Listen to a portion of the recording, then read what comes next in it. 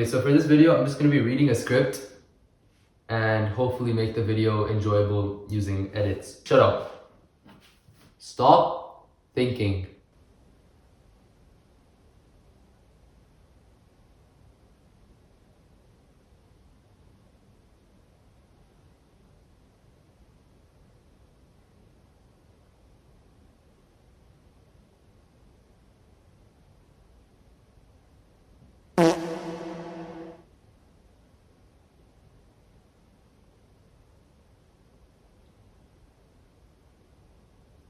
Did you stop thinking? No, probably not. You failed. You couldn't stop thinking. So let me ask you this. Are you defined by your thoughts? You know when you use your mind to think, you use it to analyze your environment, problem solve, you use it to study for a test. All that thinking, is it you?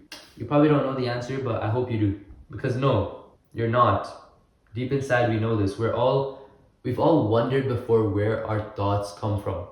Like when you're on the edge of a cliff or a ledge and you get these intrusive thoughts, jump off, jump, kill yourself. I don't know where these thoughts come from, and I'll probably never know.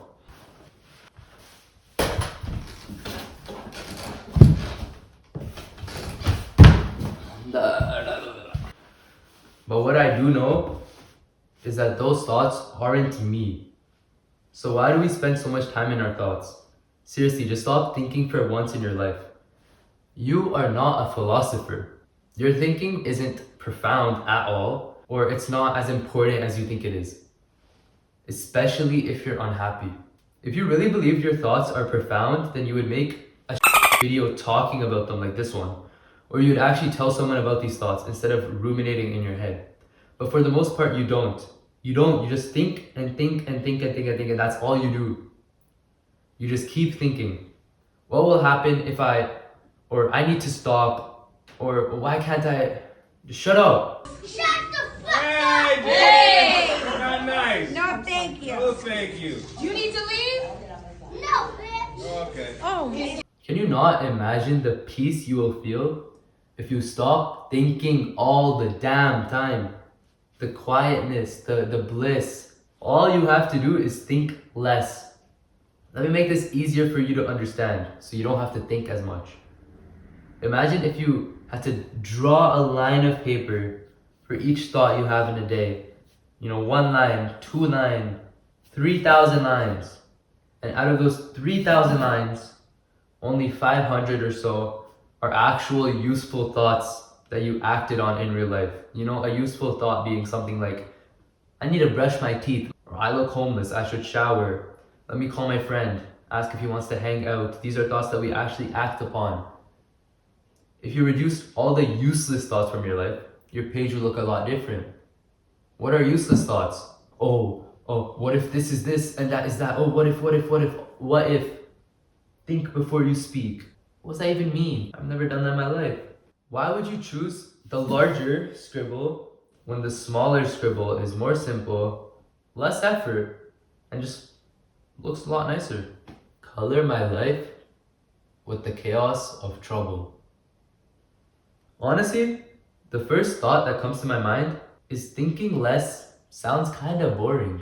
But if you're not happy, or if you have unnecessary stress, anxiety, or fear in your life, then a boring life is the least of your worries. Stop caring about what you think all the damn time. How much time are you willing to waste inside your own head, hurting yourself by feeding every small, unnecessary, intrusive thought that arises? If you're wondering how to think less, the answer is very obvious. Think less. You've just never done it before. If you're still overthinking, then I'd recommend stop feeding your thoughts. That would be the most practical advice. Stop feeding your thoughts. Once you understand that you are not your mind is just a tool. Your thoughts, they will start to feel more alienated from you because they're not you. Metaphorical distance between you and your thoughts. That's when you learn that you can be more deliberate in what thoughts you feed and let grow, and what thoughts you can ignore and let them die down. You know how to control, the sequence of thoughts. You can understand the pattern and you stop it.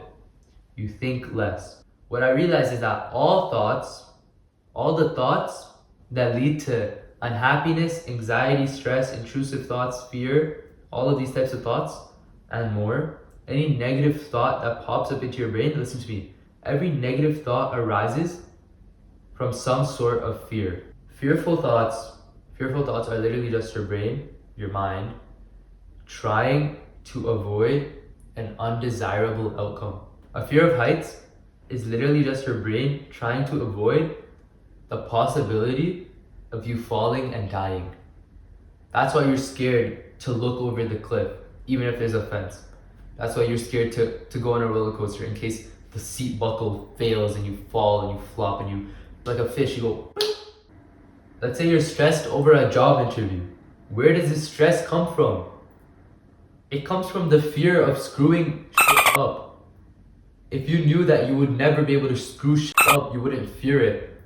What is this? I don't know what I'm doing, but the difference between fear and the stress in this situation is your brain knows that the job interview is inevitable, but it doesn't want you to do it to avoid an undesirable outcome. This creates stress.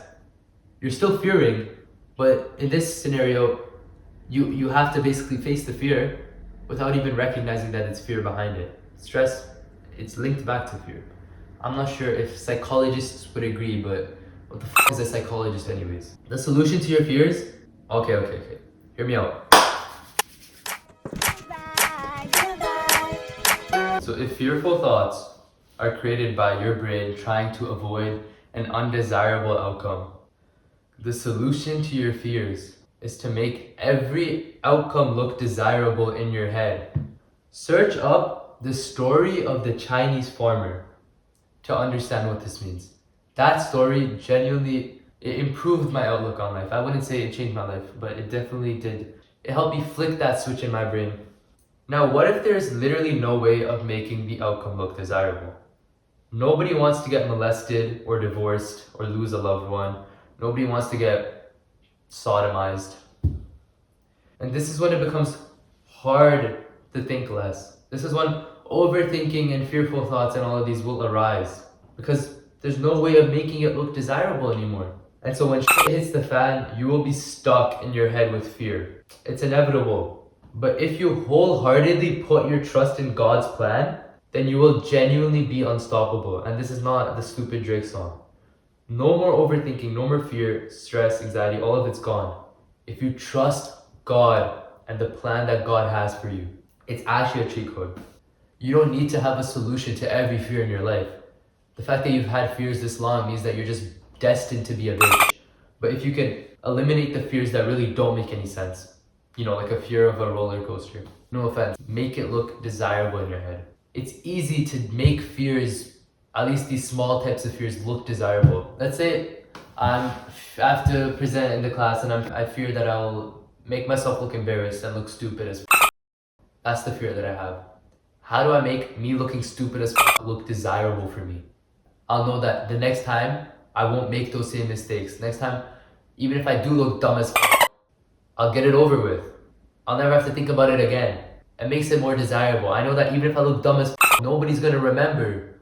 That makes it desirable. It makes it worth doing now. Because now you know that there's no actual negative implications of doing this. You know what I mean? Starting a business. If you have nothing to lose, what's stopping you? So there's that sounds racist, my bad.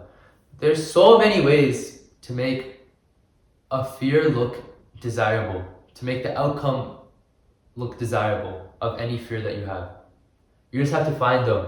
And once you find them, you're unstoppable, genuinely. It's such a cheat code. That's why most, religious prophets and, well, if you're not Muslim, then you wouldn't know, but Sahaba, they're so courageous and brave because they put all their trust in God. And that's what made them unstoppable. That's what made them fearless, because they thought that every outcome was desirable because it was meant to be. And if you just kind of develop that same trust in God, then you will genuinely become fearless.